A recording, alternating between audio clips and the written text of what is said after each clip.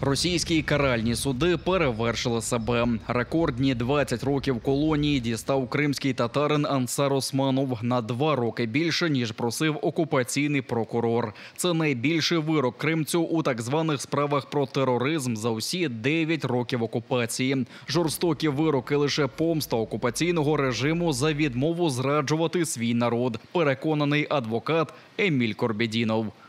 Люди, которые не были сломлены, люди, которые долгие годы сидят в тюрьмах и отказываются оговаривать кого-либо, самих себя, признавать ложные обвинения в терроризме, эти люди на самом деле победили. А то, что на бумагах пишут 20 лет, да хоть 200 лет, хоть 1000 лет, да, бумага, я как говорю, все стерпит пока, но справедливость рано или поздно восторжествует. Рідні Ансара Османова не вірили у справедливість, але навіть вони шоковані жорстоким присудом. Бояться, що 20 років для 54-річного чоловіка стануть пожиттєвим ув'язненням. Говорили, что дадут 18, а дали на самом деле 20. Ни за что, за то, что Влашко ходил на суды, выступал за свой народ, говорил правду, имел свою позицию.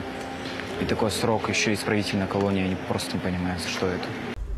Окупанти не терплять публічну непокору чи висловлювання власної думки. Кілька років тому під стінами цього ж суду в Ростові-на-Дону Ансар Османов пікетував на знак солідарності зі співвітчизниками. Він відгукувався на допомогу та завжди підтримував родини заручників. Росіяни пнулися зі шкіри, але жодних доказів провини нашкребти так і не змогли. Хіба що свідчення таких собі прихованих свідків, які на кожному засіданні лише піддакували ФСБ.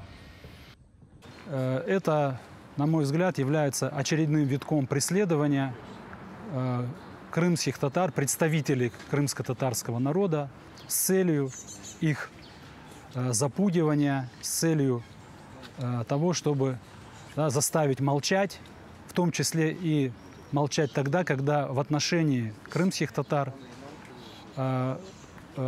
происходит вот такая вот вопиющая несправедливость. Немного размышляйте, посмотрите, это продолжение тех событий, которые начались в 17 веке еще, потом продолжились в 1944 году. И сегодня они продолжаются в виде обвинений в терроризме. То есть всегда найдутся те, кто приклеит какую-то наклейку к нашему народу и будет обвинять в том, чего наш народ не совершал. Навздогін окупанти показали кадри облави в оселі Ансара Османова біля Бахчисарая, зняті напередодні повномасштабного вторгнення у лютому минулого року. Художника та різбляра по дереву вони назвали ватажком терористичного осередку. А пропагандисти публікують такі собі заборонені книжки, які, до слова, цілком дозволені в Україні. Захист оскаржуватиме незаконний присуд, але не з надії на справедливість окупантів. Необхідно пройти усі стадії судів в Росії перед тим, як позиватися до Європейського суду з прав людини. Край гібридному геноциду покладе лише остаточне вигнання російських окупантів з Криму. Схопили просто посеред вулиці та звинувачують у виправданні тероризму. Окупаційне ФСБ звітує про затримання 54-річного жителя Севастополя і знову через допис у соцмережі. Буцімто чоловік опублікував матеріали на підтримку Шаміля Басаєва, засновника Конгресу вільних народів Ічкерії та Дагестану. Бранцеві погрожують тривалим і незаконним ув'язненням від 5 до 7 років. За що задержані, знаєте? Нет. Сейчас вам все объясню. Новенькі пікапи для гвардії наступу готові докластися до визволення Криму. 5 з 14 цих позашляховиків чекає бригада «Карадаг» Національної гвардії. Кримсько-татарські волонтери готують та перевіряють автівки перед довгою дорогою. Швидко доставити бійців на передову та за потреби миттєво евакуювати. Це головні задачі фронтових пікапів. Свіженькі автівки заводяться з півобертом. 1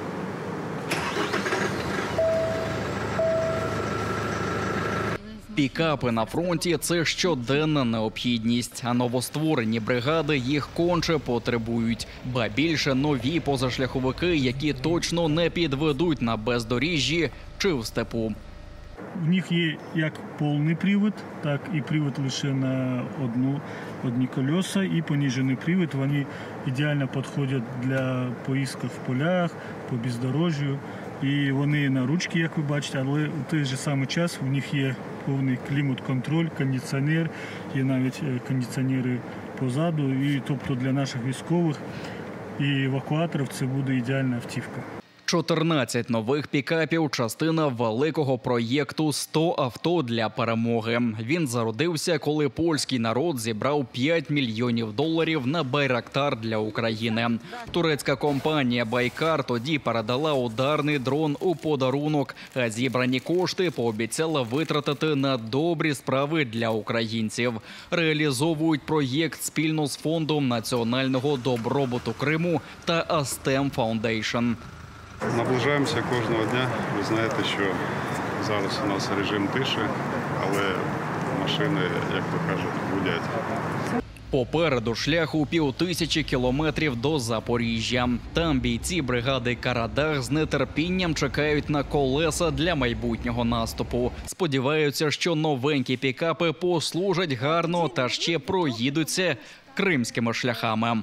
Специфіка бригади і напрямок, вона зав'язана на те, щоб в найближчий час підняти стяг України над Кримом. Це дуже значний вклад в нашу загальну справу, в нашу майбутню перемогу. Я думаю, на цих транспортних засобах будуть люди результативно переміщатися для того, щоб ефективно знищувати ворога на всій території України. Сьогодні ми передаємо перші автівки для нашої Нацгвардії, для бригади «Карадах». Для нас це дуже символічно, тому що ми з Крима, і Карадах – це одна із гор Крима. І отже, для нас ми мріємо о тому, що ці автівки їхали по дорогам Криму вже незабаром. Насамперед ми постійно співпрацюємо з Карадахом, вже декілька там було раундів різної допомоги, і отже ми будемо продовжувати їх підтримувати. Окрім цих 14 пікапів, 56 машин вже допомагають українським воїнам на передовій та мирним жителям прифронтових територій. Це карети швидкої допомоги, пікапи, джипи та навіть човни, щоб допомогти постраждалій після російського теракту Херсонщині.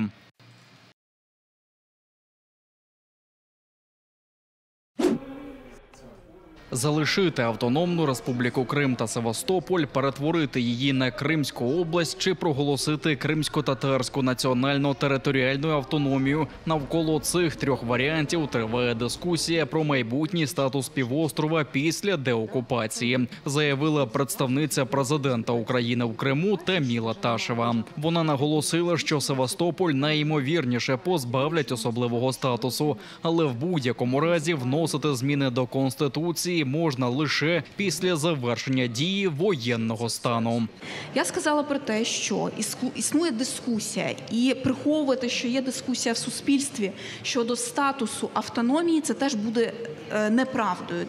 Тому дискусія, вона є. Відповідно, зараз в колі державних органів, експертного середовища, представників кримськотатарського народу йде дискусія щодо того, яким чином буде виглядати Крим після деокупації.